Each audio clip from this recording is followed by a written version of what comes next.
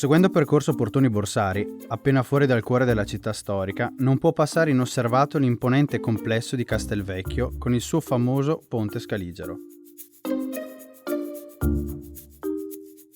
Costruito a partire dal 1354 dagli Scaligeri come alternativa al palazzo di Piazza dei Signori, ben presto assunse sempre maggiore importanza grazie alla sua posizione strategica.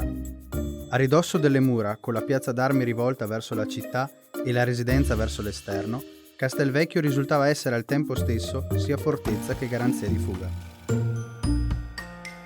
Nei secoli successivi il castello fu utilizzato a seconda delle necessità come caserma, arsenale, deposito di armi e munizioni, carcere, collegio militare e infine, dopo un profondo restauro ad opera di uno degli architetti italiani più importanti del Novecento, Carlo Scarpa, divenne la sede del Museo Civico.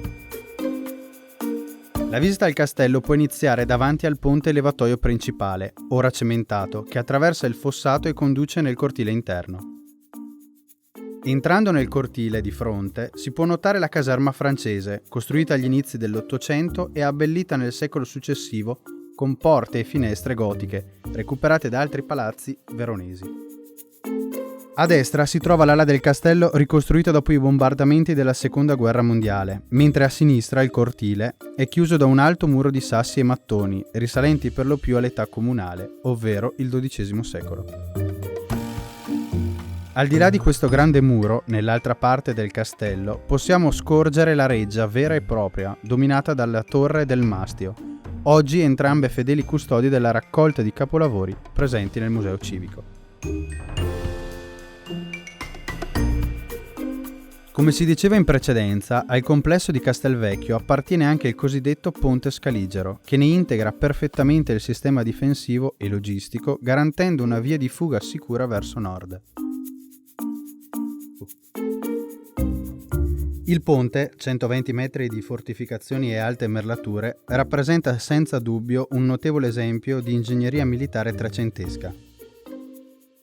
Le tre arcate, asimmetriche, infatti permettono alla corrente di scivolare lungo la sponda esterna, resistendo senza crolli alle numerose piene dell'Adige. Solo durante la ritirata nazista dalla città, il ponte Scaligero dovette arrendersi. Fu fatto saltare il 25 aprile 1945, ma già 5 anni dopo, nel 1950, fu ricostruito fedelmente con le pietre e i mattoni recuperati sul fondo del fiume.